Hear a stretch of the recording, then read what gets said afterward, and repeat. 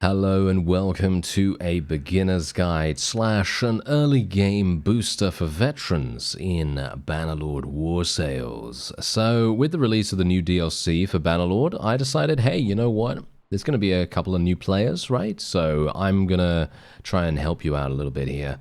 And obviously, if you're a veteran of the game and you're watching this, well, you might learn something. Who knows? So stick around. All right, so let's see. What kind of culture are you going to choose? That's your first decision that you're going to make. We're playing in sandbox mode right now as well.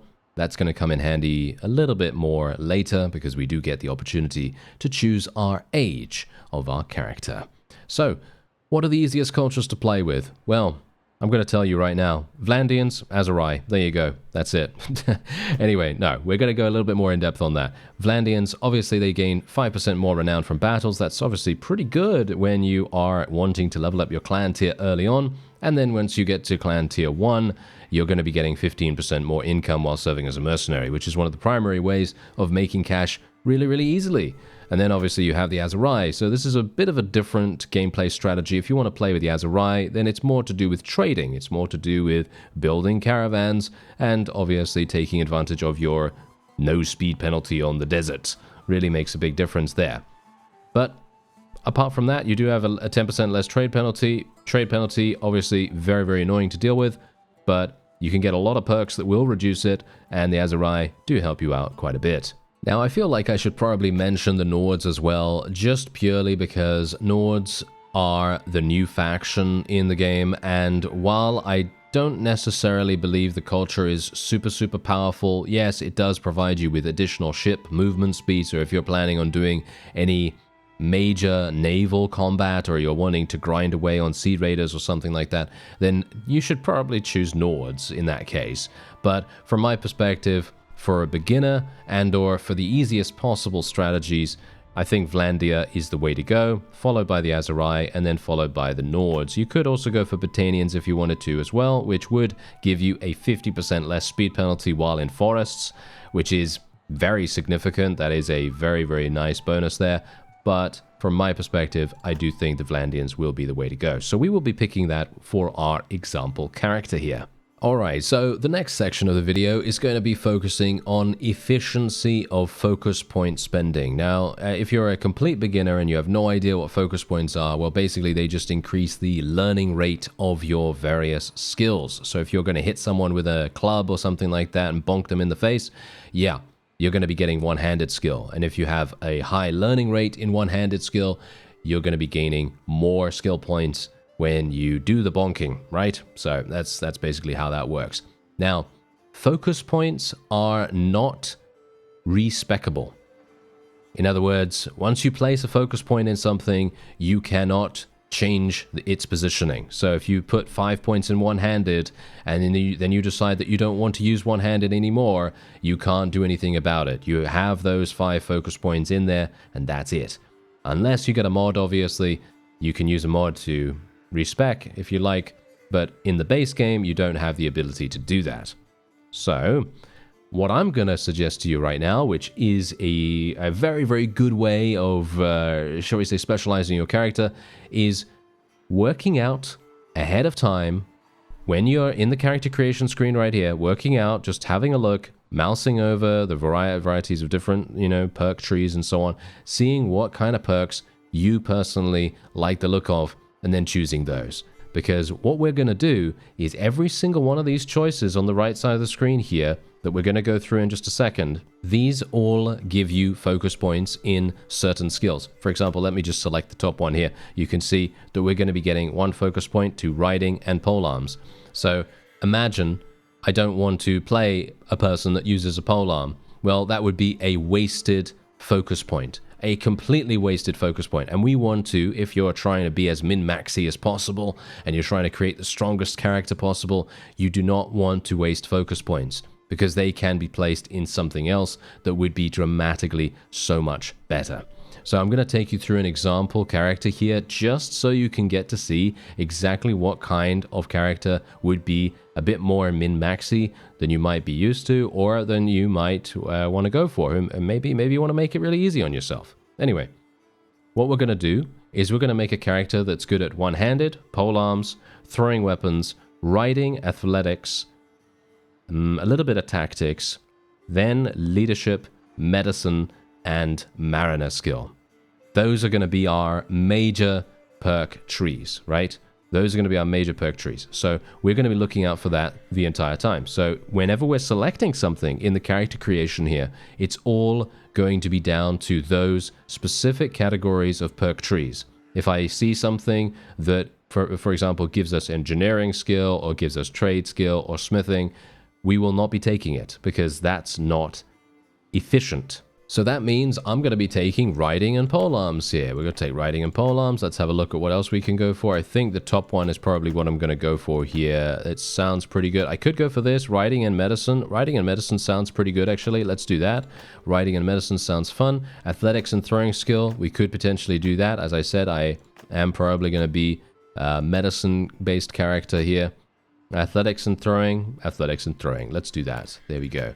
And then we have charm and tactics, riding and polearm. We could do riding and polearm again, or we could do polearm and one-handed. I think polearm and one-handed is probably the way to go here. Yeah, polearm and one-handed, because we're primarily in the early game going to be using a spear on horseback.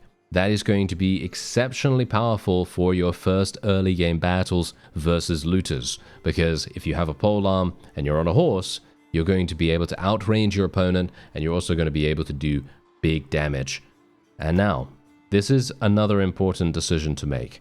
You do have the ability to get a plus 20 renown bonus immediately, and you need 50 renown to get to clan tier 1. It is extremely important that you get to clan tier 1 relatively quickly. It doesn't really need to be done fast. If you don't want to, you can just relax and take your time. But if you really want to make a lot of money really, really quickly, getting to clan tier 1 is the first step. So, what are we going to take? Well, we could take one-handed and two-handed here, but I'm not actually going to use two-handed weapons with this character, so there is no point in me going for two-handed focus points, right? So instead, I'm probably going to be taking something like tactics and leadership. Yeah, I'm probably going to take tactics and leadership because that's going to get me 10 renown, which means that I do still have to earn 40 renown instead of 30 to be able to get to clan tier 1, which is a little bit more significant of an expense in terms of effort and time and so on. But tactics and leadership are both decent skills for what we're actually going to be doing here. I'm not actually going to be speccing a huge amount of points in tactics, but some of these perks are actually kind of decent. So having a few focus points in it doesn't really matter either way. But leadership is great, so we're going to be doing that. Now, we have the age. So with the addition of War Sales, there is a new mode available in Bannerlord, which is called Fast Mode. Fast Mode, what does it do? It increases every single thing about the game. It increases your experience gain, it increases the flow of time. In other words, people are going to get older faster, time is going to pass quicker, you know, all that wonderful stuff. So instead of it being 24 days or 28 days for a month to pass, it is now, I believe 6. Yes, I believe 6 days instead. So it is very, very quick. In other words, if you choose a character that is age 50, you will be getting a very, very powerful character, 8 unspent focus points and 4 unspent attribute points. You're going to get that almost immediately as soon as you start the game, but you're going to be very close to a potential natural death, which is something that you don't necessarily want to do. So for my recommendation, I would recommend either going for age 30 or age 40. Very much depends on how risky you want to play it. Very much depends on how quick you want to get married, potentially, how quick you want to have children, you know, all that kind of stuff, because you are going to need to make plans for that eventuality. And for this particular video, considering this is a beginner's guide, I'm going to recommend going with 30. If you're a little bit more experienced, I would say 40 is the way to go, because you're going to get more focus points, more attribute points. It's going to be a lot easier for you to create a character that's stronger, but you are going to be closer to death. So it's very much up to you, obviously. So let's move on. So one of the most important things in the game is choosing your difficulty. Now you can change this at any time. So if you do find a particular setting is annoying you, or it's something that you don't really find that fun, then you can obviously change it at any point, which is very, very nice. Now, one thing that cannot be changed is birth and aging. In other words, if you disable this, or enable it. You cannot change it once the game begins. So just bear that in mind. That is obviously very important. I personally prefer playing with it on because it adds a dynamicism to the gameplay. It means that people can die. It means that people can have children and so on. And I personally feel like that's fun. But if you don't like it, you can turn it off, obviously. Just make sure to do it before you start the game. Now, in regards to difficulty, I personally believe that you should play with anything you feel comfortable with. I don't think that you should be pressured by any people in the community or just the general consensus that you should be playing on the highest difficulty possible. No, that is not what we're all about here. What we're all about is having fun. We want to try to have as much fun as possible. That's why I'm trying to give you a relatively strong character start so that you can be a bit relaxed about things and you can have a nice time in the game. So for the sake of this particular example character, I'm going to be playing on freebooter, but you can choose playing on warrior or indeed Bannerlord. But just bear in mind that Bannerlord is very, shall we say, punishing at times. You can literally just die from a random arrow, crossbow, bolt, or thrown weapon to the face from across the map, and it can be quite frustrating at points. But yeah, I will play with freebooter here just so that we can kind of get that, you know, in our heads a little bit here. And if you're obviously a veteran and you're watching this, well, you can play on any difficulty you want. You know what you like, you know what you don't like, and so on. And otherwise, I'm going to recommend that you enable auto allocation of clan member perks, because if you're not really familiar with the game that much, you don't really know too much about the various perks and how to build the various party members, then that doesn't really matter. That doesn't really matter right now. I mostly play with auto allocate because I don't like to spend that much time doing that stuff. But if you like a bit more control, then you can obviously turn it on. Iron Man mode doesn't really matter. That literally just limits you to a single save as well. Alright, so your first minute in the game is going to look like this. You're in the game, you're placed right next to Sargot, and you have this little bar down at the bottom here. Now, usually it's shrunk like this, so I'd recommend just clicking on this little arrow here, and that's going to expand it, and it will show you a little bit more information. I personally like doing that just so you can see absolutely every single thing at a glance, and you don't have to guess about what's happening. Now, as soon as you move, you're going to gain a level, as you see right there, and we are indeed going to now spec our focus points. So what did I say before? Well, I said we are going to be speccing in certain things that are going to provide us with the greatest benefit as time goes on through the game. So, in other words, we're only going to be speccing in these particular perk trees. We're only going to be speccing in one-handed, polearms, throwing, athletics, riding, tactics, not that much, but a little bit, leadership, medicine, and mariner. That's going to be our character for the foreseeable future. So what we're going to do is I'm actually going to spec a little bit more into medicine skill. We're probably going to go for a little bit more in one-handed, bit more in polearms, bit more in athletics, and then a little bit more in leadership. It doesn't really matter what you go for, really, but just as long as you have a decent amount in every single one to make sure that your learning rate is going to remain kind of average through the early game and a little bit more into the mid game as well, so that you can level up as fast as possible. Now, we do have 2 attribute points here to spend, so what do we want to go for? Well, again, that depends on you. I personally am going to be going for intelligence here because I want to level up my medicine skill as fast as I possibly can. Generally, if you're going with the same kind of character build that I'm going for and you're going for medicine, you want to try to rush as fast as possible to get Doctor's Oath. Doctor's Oath is the most powerful medicine perk in the game for leveling up. It's not the most powerful in general, but it is definitely powerful for leveling up. It's going to increase your medicine skills so dramatically once you get it. It's amazing. So highly recommended.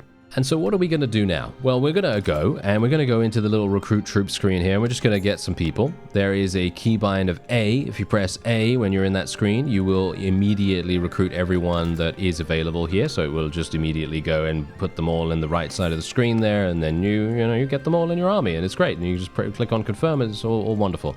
Very, very nice and quick.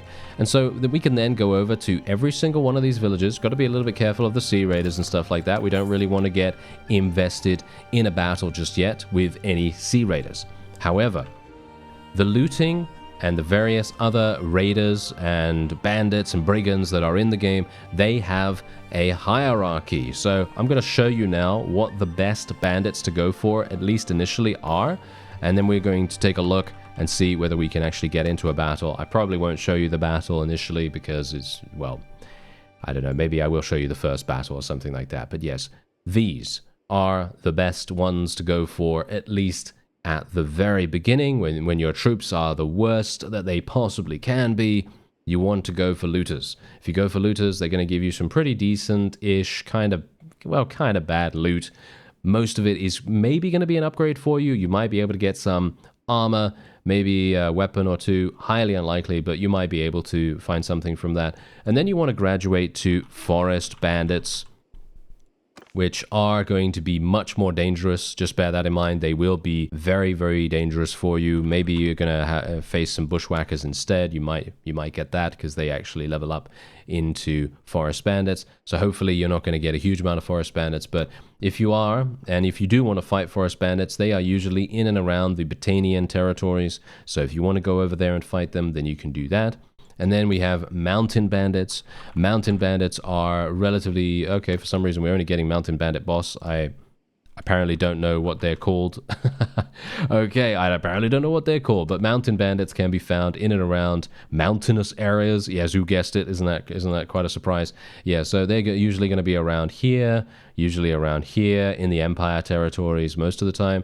If you started as an Aserai culture, then of course you're going to be facing desert bandits as well. Desert bandits are quite dangerous because they are mostly mounted, so you may have to be a little bit careful about that. And then the highest tier of bandit are sea raiders. And the greatest thing about sea raiders is that they are exceptionally well geared. Most of them are exceptionally well geared. So what you're going to do is you're probably maybe even going to have the opportunity to loot one of these, which is a mail shirt. This is obviously extremely, extremely nice if you have basically nothing on you, or if you have not that much cash, you can just literally get one of these.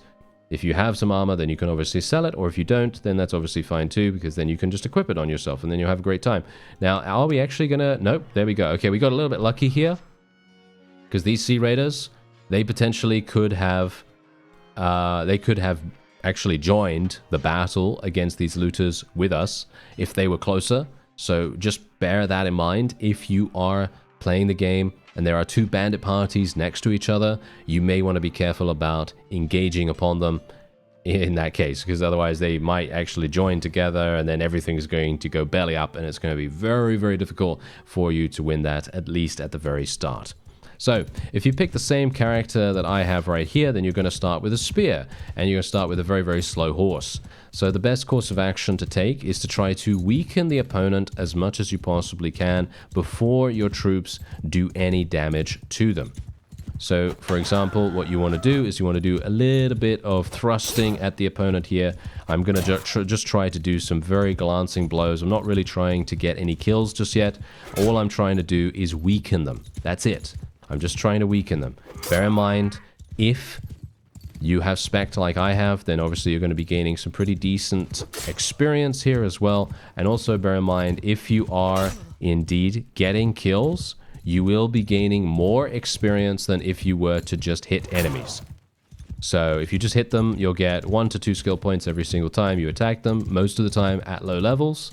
And then if you kill them, you'll get 2 to 3, maybe more, dependent on how much damage you actually deal.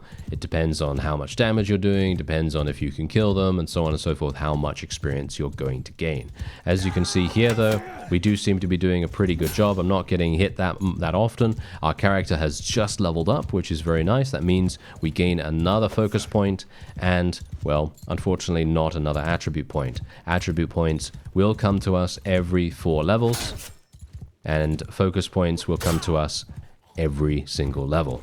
So we are going to then be able to spec that rather nicely. And what we're going to do, now that we have eliminated a handful of the enemy's forces, I'm going to press, well, F1, F3. As you know, if you've played the game a little bit before, that is basically selecting your troops and telling them to charge.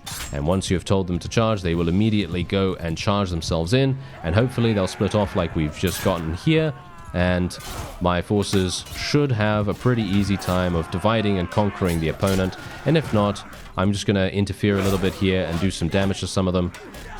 And it does seem as though they are doing very, very nicely. And there it is, a wonderful first victory for us there.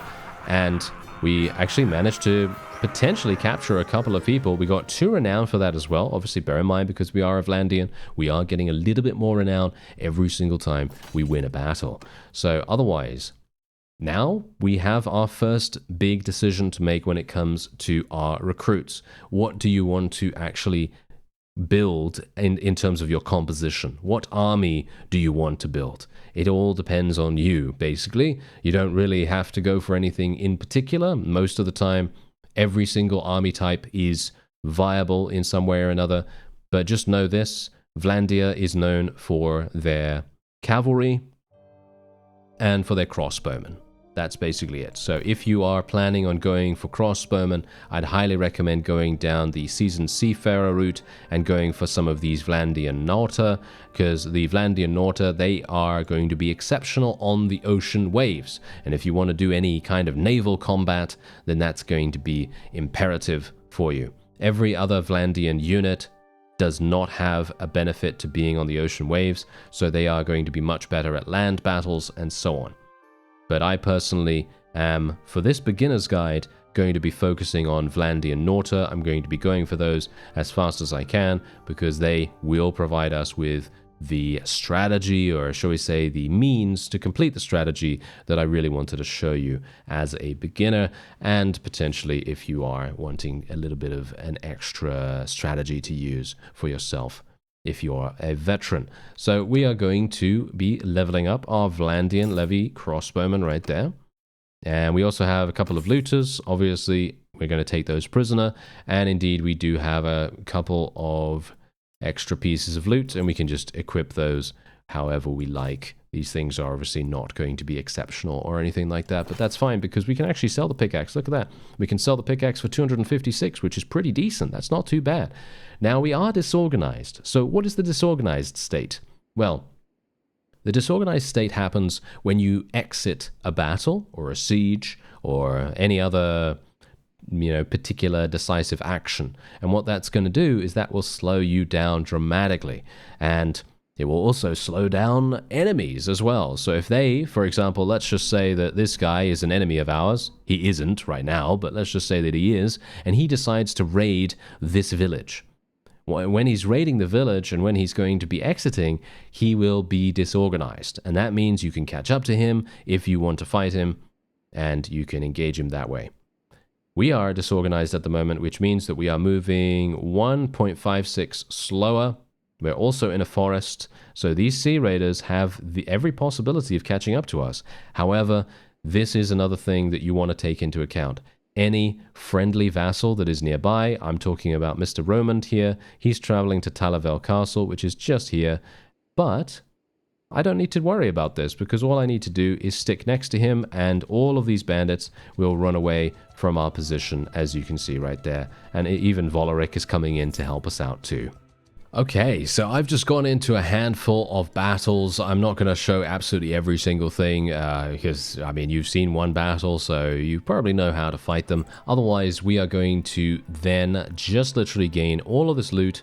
I'm going to sell it all right now for 480. This is obviously very much important. Every single day, your troops are going to take their wages. This is one of the biggest stress points for a new player at the very beginning of the game. You're going to be running out of cash quite fast. And if you're not, careful and you're not doing what you're supposed to do to get cash, it's going to be a bit difficult. So that's why I'm kind of trying to show you how to do things here. So we're going to just literally get 811. That's not too bad.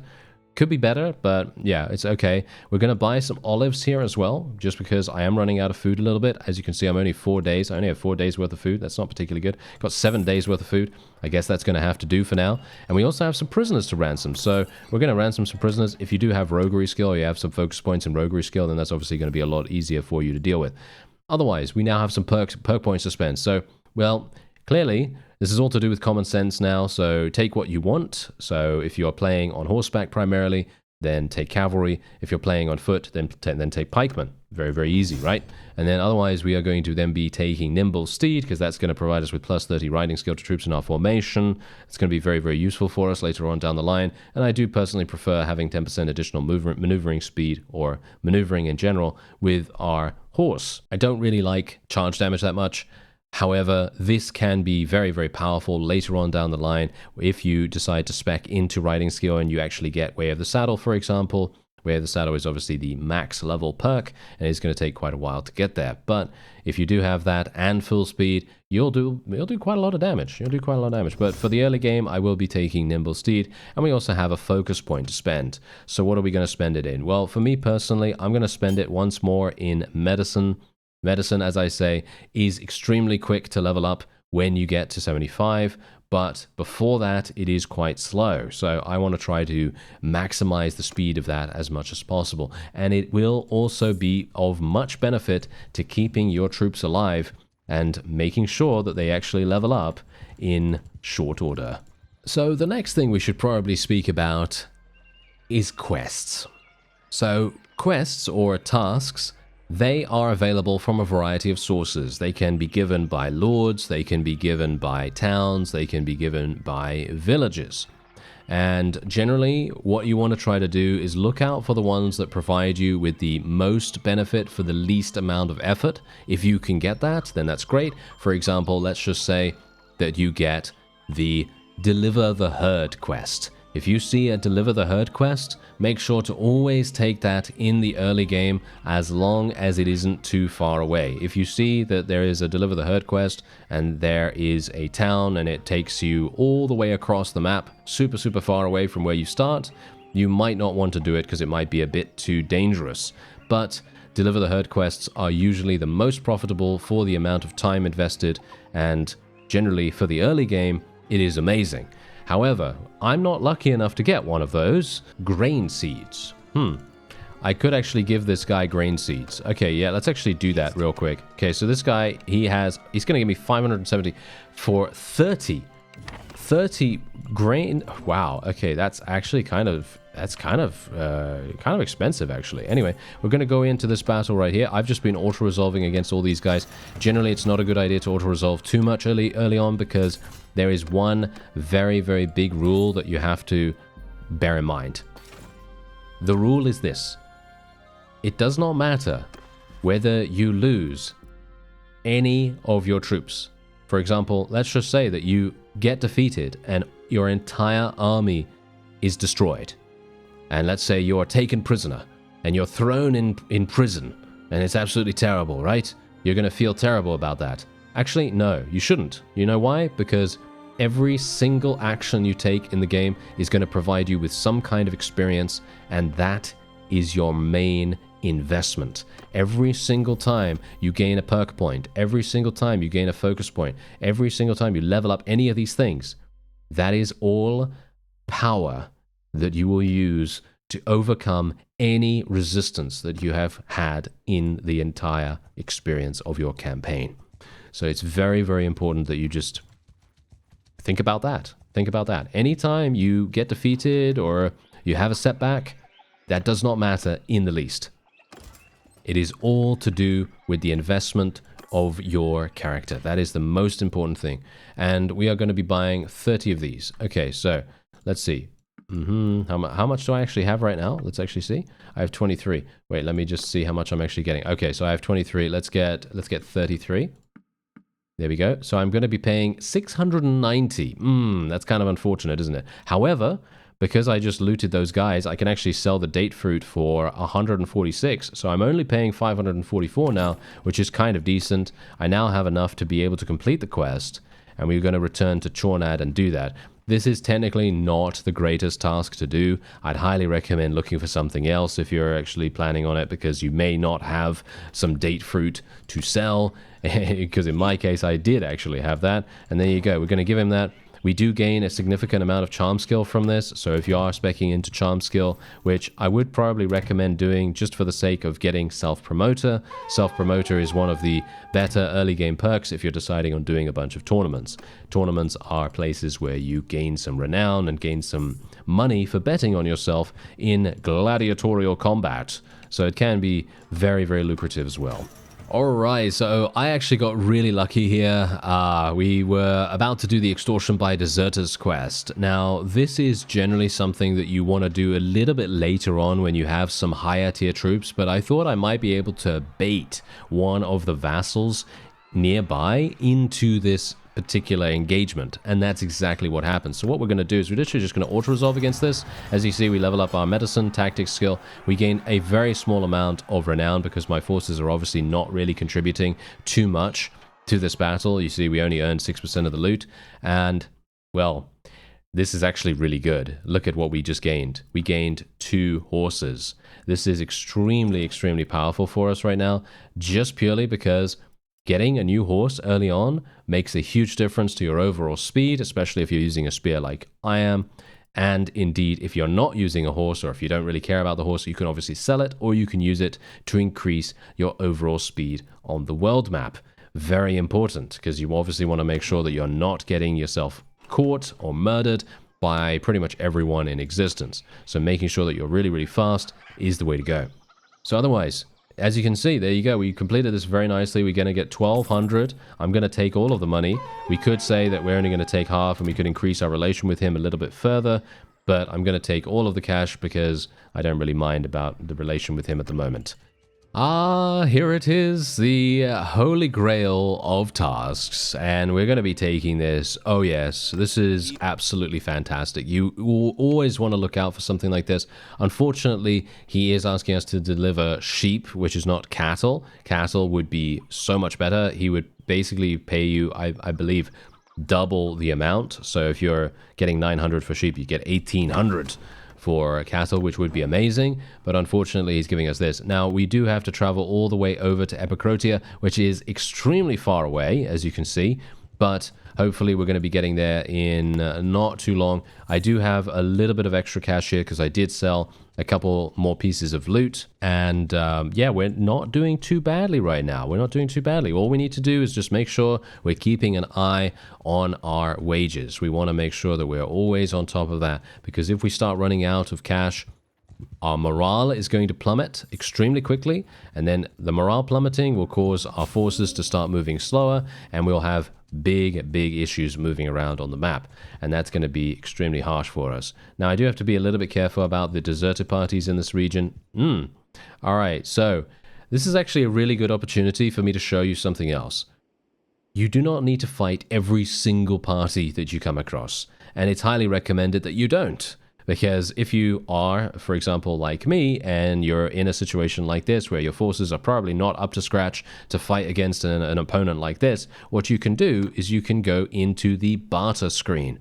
Now, bartering usually isn't going to be that prevalent in the game. However, in the early game, and potentially after you've been defeated or something like that, you may get attacked by bandits in this way. And so what you can then do is you can click on auto offer at the top here, and you can just offer them something and allow you to go away. There you go. You just literally pay 160 gold, very cheap in actual fact, very cheap, and then they will let you go. And well, how am I going to get the 160 gold back? Well, I could just fight these looters, and then I have enough cash. Now, this was actually perfect. There are going to be opportunities in your game as well, where you will see a party of looters, or a caravan, or even a lord, and you may see them moving extremely slowly. And if they're moving very slowly, there is a very good chance they have a massive amount of loot, because it's weighing them down. They have the ability to loot a huge amount of stuff too. Like, for example, here, this guy had loads and loads of sumpter horses and a couple of hogs as well, and that was providing him with a herding deficit. Herding is a penalty where if you have too many animals in your party, then they're going to slow you down. So that guy was moving extremely slowly. I saw that and I was like, yes, let us engage him. And he basically gave up immediately and gave us his loot, which is wonderful. So now we can complete this quest, which is going to be the 900 gold that we're going to get from that. We're also going to be going in here and selling some of the... should probably sell some of the sumpter horses, shouldn't I? Let's sell a couple of the sumpter horses, not too many. And then we'll sell the hogs as well.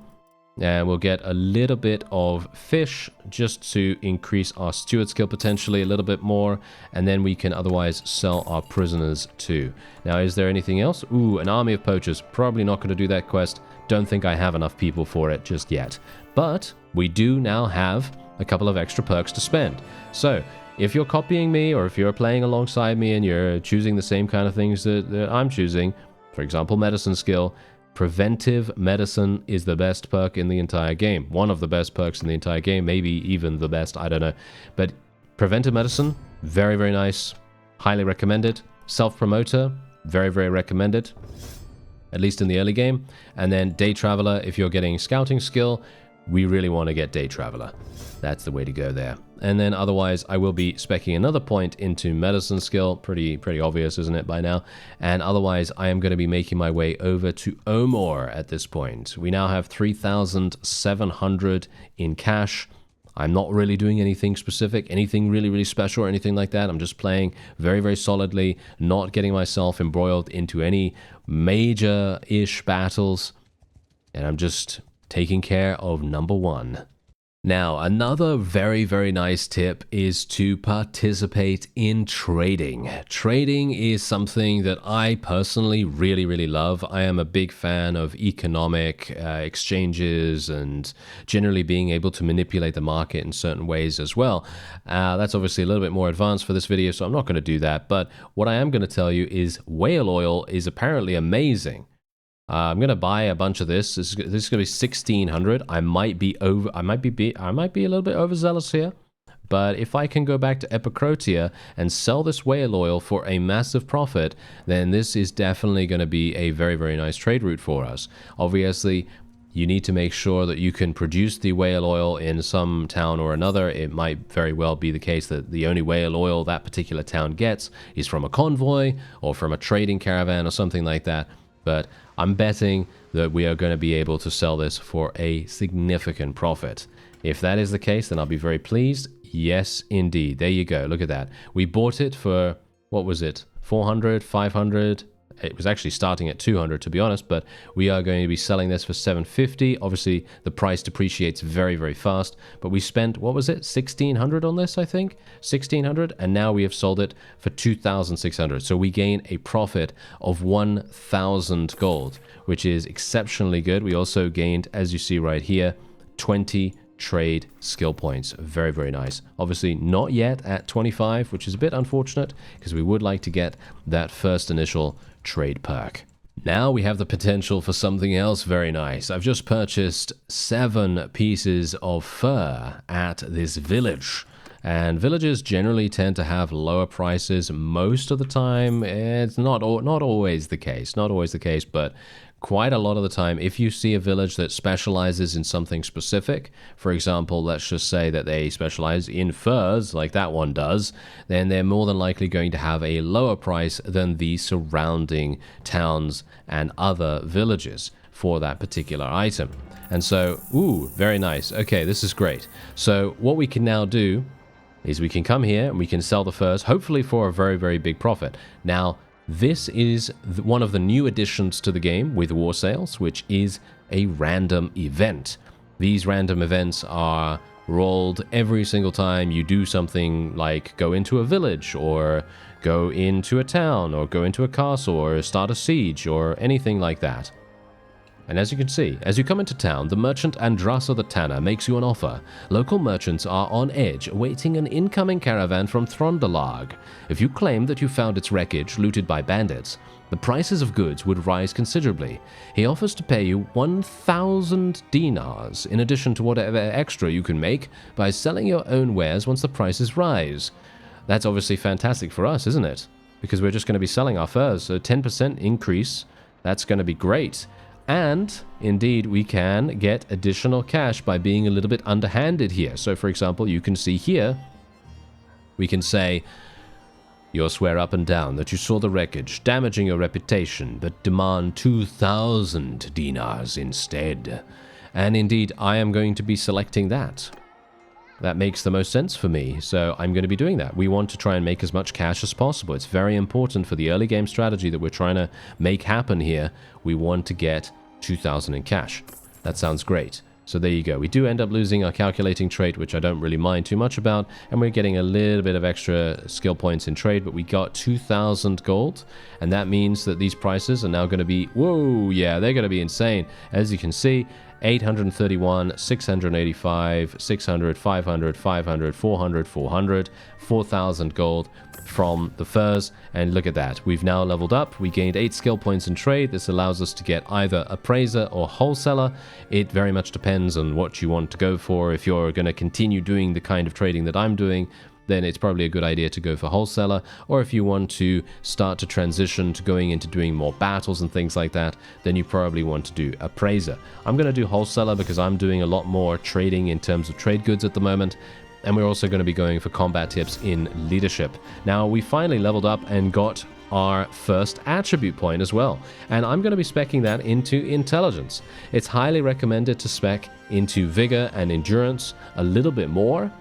I'd recommend maybe even getting endurance to about 6, maybe, yeah, about 6 before you start speccing into anything else. But I really want to level up my medicine skill, so that's why I'm putting intelligence first. But endurance is very important for a very specific reason, and that is gaining these perks in the athletics tree.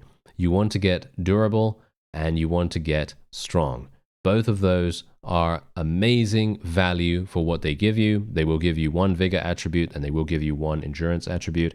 And if you go for 6 in vigor and 6 in endurance before you take these perks, you will then get 7 in each, which will enable you to get the 275 level perks in both of the combat trees that you're speccing into, which is polearms and one-handed. And it will also allow you to get to 275 in Way of the Saddle, as well as Mighty Blow in the athletics tree. That's obviously if you have 5 focus points in every single one of these, which you should do at that point in the game. And now this is one of the reasons why you probably want to be on the lookout for some Sea Raiders when you see a small party of them, because look at what I've just looted here. Some boots that give you 22 to leg armor, extremely nice for the early game. Very unlikely that you're going to find something better than that, very early on at least. And well, they're obviously going to sell for quite a lot as well if you decide to actually get rid of them. And well, we are now in a situation where we can literally basically take on any bandit party that I've seen so far. So for example, any bandit party that I've seen, so Sea Raiders, Forest Bandits, anything like that. And my army isn't even that strong. I just have 1 Nauta here, 4 Seasoned Seafarers, and the rest are like tier 3 and lower. So really nothing too bad to worry about here. The only thing that you're going to have to worry about is probably parties of deserters, but you can maybe get away from those by just paying them a little bit of cash and then moving away. I'm not even going to be taking prisoners or anything like that right here, right now. That is not really what I'm interested in. What I'm interested in is mostly looking for really good tasks. Now, the tasks, okay? So these are the good tasks to go for if you want to make a lot of cash and or if you want to make a lot of renown and so on. Now these are not always available at the very beginning of the game, and generally they are not going to be available for you if you are too weak or if the game deems you too weak. Sometimes you literally will have not enough people to be able to accomplish what the NPC wants you to do, so you will have to wait a little bit of time before you can do those things. And I'm going to talk about the Escort Merchant Caravan Mission. Escort Merchant Caravan Mission is always from a town, and these are amazing quests for a variety of reasons. They give you all kinds of crazy cool stuff. They give you renown, loot, experience, gold, basically everything that you could ever want really from a quest. And the greatest thing about them is that they give you prisoners. So prisoners, what are you going to get from prisoners? Well, you're actually going to get the ability to sell those prisoners to a manual laborer task. That is the other task that I would highly recommend looking out for. It is extremely important. Basically, a villager that is looking for manual laborers, that's what it's going to be called, something along those lines. And usually you're going to find these in villages that specialize in iron ore or silver ore or something along those lines. So you're going to be going to mining villages, basically. They are going to have the greatest possible benefit to you. And if you can do an escort merchant caravan mission before you get the manual laborer task and you take your prisoners from the escort merchant caravan mission, you're going to be selling a bunch of cavalry, and they will literally give you about 7,000, 8,000, maybe even 10,000 in gold. It is very lucrative indeed. Now here is a tournament. Okay, so I'm actually kind of surprised we didn't come across a tournament beforehand. Now, tournaments provide you with 3 renown every single time you win one, and they also provide you with a lump sum of cash from your bets. And obviously you're betting on yourself. Yes, you're betting on yourself. It would actually be kind of cool if you could bet on other people as well, but obviously that's not currently implemented in the game. So I do have a perk point to spend here. We're going to be spending it in tight formations. It is very, very nice for us to go with that. Usually I like to go with that. It obviously very much depends on your play style. You'll learn a bit more about your play style as you go forward in the game anyway. Now, I do have, obviously, as you see here, self-promoter. What does this do? It gives me +3 renown when a tournament is won, which means that I'm going to be getting 6 renown whenever I win a tournament. Extremely, extremely useful. There is another tournament-based perk. I can't remember where it is right now, but there is another tournament-based perk that will provide you with double renown gain when winning a tournament. Now, I know what you're thinking. Does that mean you get 12? No. It means you get 9 because it just doubles the base value for the tournament win, which is 3. So it's going to double that, and that's going to make it 6. And then it's going to put self-promoter on top of that, which is going to be 9. So you will get 9 renown every single time you win a tournament, which is actually very good. It is actually a very, very nice way of earning renown. You can see here, this is what my clan tier is currently on. I'm at 41 out of 50 renown, which is actually pretty decent. Considering I've only done auto-resolves, I've only taken pretty small battles, haven't really been doing anything super, super risky or scary. And we have this as a reward for the tournament, which is amazing. Look at this. This is some very, very good body armor, and I would love to be able to get my hands on it. So what we're going to do is we're going to bet on ourselves. We're going to skip all the rounds here because I don't really want to watch anyone else fighting. I'm going to go in there and we're going to try and see if we can win. Now, obviously, this is going to be a bit dicey because I haven't really been fighting myself, and so my skills are lagging behind a little bit, which is kind of unfortunate. Not really something that you really want to do. Ideally, you don't really want to auto-resolve as much as I have, but I am doing that just so that I can get the battles done a little bit quicker, just for the sake of the beginner's guide. And obviously, it is going to level up my medicine skill very, very quickly too. Now, this is what's really great about fast mode. It increases your experience. And so as a result, you see how much I'm actually getting from these tournaments here. I'm leveling up my athletic skill. I'm leveling up my one-handed skill at an astonishing rate. This is also a good reason to do tournaments. It's a great reason to do tournaments because you will be able to get these skills and level them up very, very nicely. And obviously, if you're doing relatively well in regards to murdering these enemies, then you should have no problems whatsoever winning the tournament. And we're going to see if we can do... Oh, wow, that guy literally just let himself... That was quite funny. All right. Yeah, he was wide open, wide open. Okay, we do have, unfortunately, an enemy vassal in here. So the enemy vassal is going to be very, very dangerous. And I wouldn't be surprised if he actually wins. Got to be careful here. Don't want to let our force of one Vlandian vanguard be killed by the vassal. We do not want to end up in a 1 versus 2 situation either. So if you actually decide that you're going to go into a tournament, try to avoid 1 versus 2 situations if you can. Sometimes it is absolutely impossible. Sometimes you will literally just get unlucky. It can happen. It can happen. So it's not something that you can control most of the time, and you just kind of have to, you know, make the best of a bad situation. And hopefully you will be able to do that. And there you go. There's the victory for us right there. We get 1,800 gold for the victory. We get 6 renown thanks to promoter perk. And we also got some very, very nice armor, which sells for, as you can see right here, it literally sells for 6,500, which is pretty incredible. All right, so we have 12,300 in cash. Well, what do I actually want to do with this cash? Well, there are a number of things that you will be able to choose from. Basically, you can either invest it in... Oh, hello. Are we getting some more cash?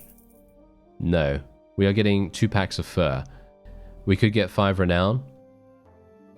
Okay, 5 renown, or we could get 2 packs of fur. I think 5 renown is more useful to me right now, so I will take that because that's going to get me to Bear Tilt Clan Tier 1. Yes, Clan Tier 1 is obviously fantastic. This is really, really good. Okay, so I'm going to finish my thought first. So what can you do with around 15,000 gold? Well, if you're Azurai, you can purchase a caravan for 10,500. I think it's around that price. Don't quote me on that. Maybe I'm getting it wrong, but I think it is around 10,500. And so I would already be able to get a caravan up and running if I wanted to. Just bear in mind, to get a caravan, you need a companion first of all. You can find companions in towns in the tavern. So if you go into the town and you select the tavern, there's one right here. There's the companion. You can right click on him to see exactly what he's got. This guy is actually really, really good. He has 106 in steward skill, which is very, very nice. And I think I might actually recruit him. So I'm going to recruit him straight away. He's only going to cost me 574. And he's really good because he has steward skill. And what does steward skill do? Well, it increases your party size. So now my party size, as you can see, is 71 instead of 51. So it is extremely, extremely good. Actually, never mind. He's actually giving me a lot more than I thought. No, instead of 45, in fact. Very nice. So he's doing a great job for us right there. That means we can have even more troops. That means I can go here and I can recruit even more people, and that's going to be even better for us.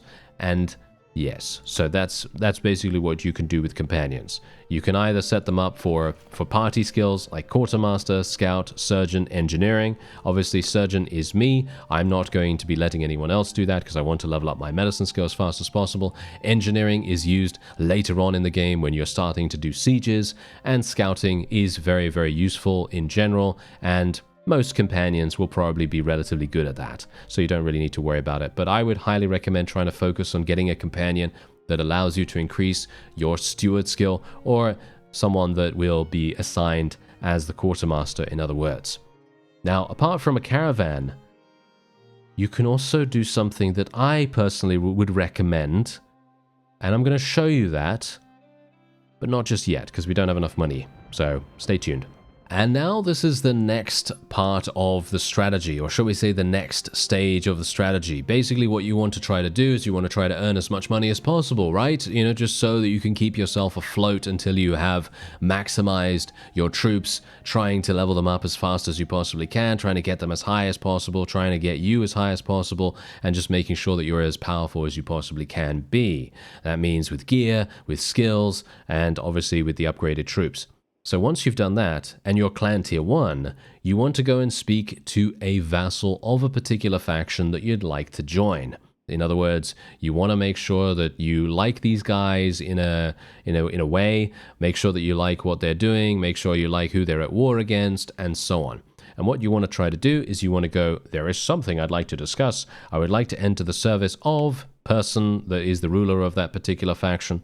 And then you go, my sword is yours for the right sum. And then, as you see, we do hire mercenaries, and some of them, I'll admit, are men of honor. And so they're then going to provide you with a certain rate. And this rate is going to be converted from your influence points into gold. Every single time you gain influence points, it's going to convert that into gold. And that is the first way of making massive amounts of money as you go forward in the game. I'm going to become a mercenary for the Vlandians here because they are right here. I like them quite a bit. I don't really mind. And they are a pretty large faction, pretty rich faction, and they're currently at war against the Sturgians. So unfortunately for me, I won't be able to go to any of these towns anymore because, well, they're going to kill me on sight, most likely. But yes, anyway. Now that we are a mercenary, this opens up a whole new avenue of money generation. So, what are we going to do? Well, I have 11,000, right? I have 11,000, so what we're going to do is I am immediately going to try and chase after as many bandits as I can get my hands on. So I want to try to fight these sea raiders right here. I'm literally going to auto-resolve against them. Let's see how much influence we actually get. 2.6 influence. That's pretty good. That's pretty good. So 2.6 influence for only a 9 strong party. Bear that in mind. Only 9 people gave me 2.6. So that means that if we have the ability to fight someone that's a little bit stronger, so fighting some sea raiders that are about 15, maybe 16, maybe even 20 strong, we would be in a great position. Look at how much cash I'm making already. Look at this. I literally just gained 149 profit. That means I'm no longer losing cash for just existing. I'm gaining money now, thanks to the fact that we gained some influence from that Sea Raider party. You can see I actually have I still have some influence right here, which is extremely nice. We can even go in against these looters here as well, which is also going to provide us with a small amount of influence, not amazing amounts or anything like that. And ideally, you do want to look for parties that are much more populated. Now, before we go into this particular battle, this is going to be kind of a pretty important battle for us to go for because it is kind of large and it's the first time we've actually done it with this character. So we're going to see how we do in just a moment. But first of all, I wanted to talk about Stout Defender. This is one of the best perks in the game for converting prisoners, just purely because it allows you to recruit tier 4 plus prisoners at a 50% increased speed. Extremely important. The battle morale component doesn't really matter that much in comparison, so I'd highly recommend taking Stout Defender here over Fervent Attacker, but it obviously depends on you.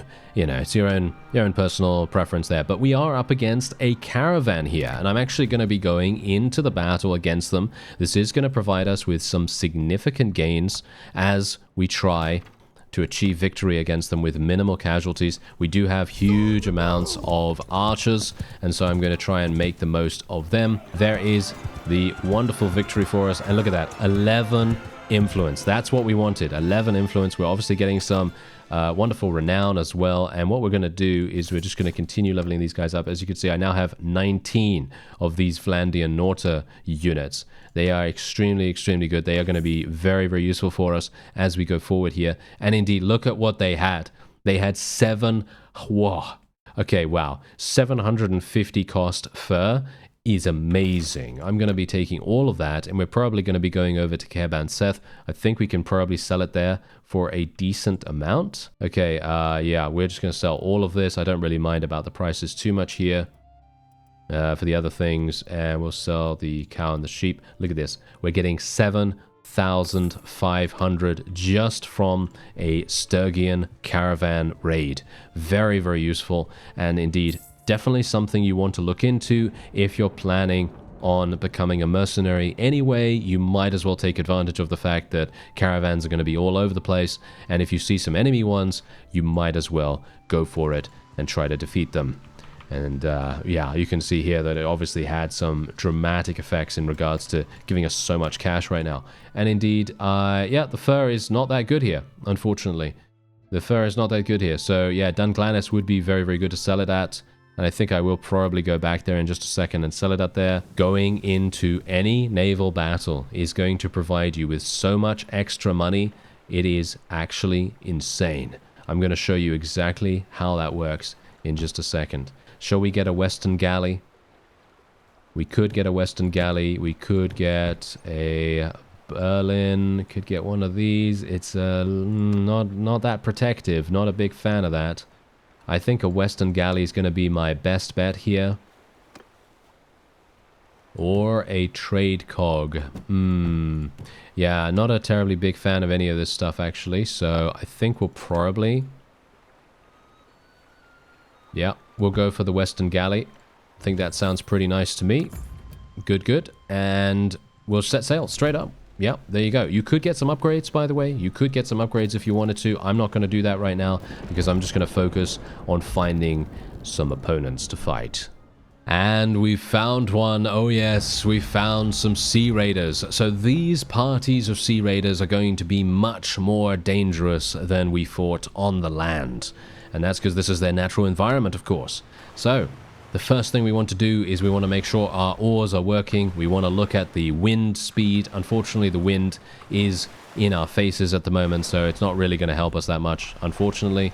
We can also hold down Alt to take a look and see exactly how many troops are on each of these vessels. And you can see here that it doesn't really matter which one we pick to attack. We're just going to go for the right one, I suppose. We can just go eeny, meeny, miny, mo. Doesn't matter which one we decide to blow. No, yes, exactly. It doesn't matter which one we decide to actually bonk on the head. Indeed. But yeah, otherwise, let's speed this up, see what we can do. And, oh yeah, actually, I've got crossbowmen, don't I? So what I'm going to do is I'm actually going to change to half oars.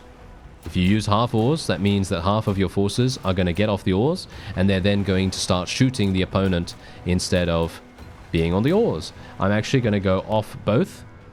Going to let everyone use their ranged attacks. And we're going to see if we can maybe snipe a couple of people in the meantime. I don't know whether we're going to be able to do that. I don't have any ranged abilities myself, so this might be a bit problematic. It is quite rough as well. The ocean is quite rough right now. And let's see what's going to happen here. We might have a pretty decent shot. I'm going to just leave our forces the way they are right now. As you can see, we're going to start to murder people quite dramatically as they start to come alongside us. We're going to be doing a lot of extra damage to them. And I just want you to keep an eye on our Mariner skill. Our Mariner skill is going to be absolutely incredible when we start getting kills.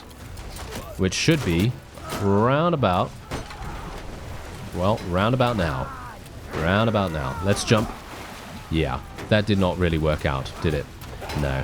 I was actually hoping that we'd be able to go up the net. But nope, we weren't able to do that, unfortunately. But that's okay, because look at this. Now we can go in here, do some massive damage. Mariner skill leveling up like no one's business. Obviously, only 2 focus points in it, but that's okay. We're going to be doing massive damage here. Hopefully enough to be able to assist our crossbowmen. Bear in mind, obviously, crossbowmen are quite weak in melee combat. They're pretty decent.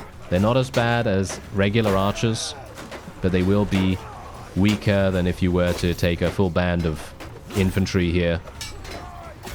But we're doing pretty nicely as it stands, not taking too much damage so far, and indeed we can now finish off the remaining Sea Raiders.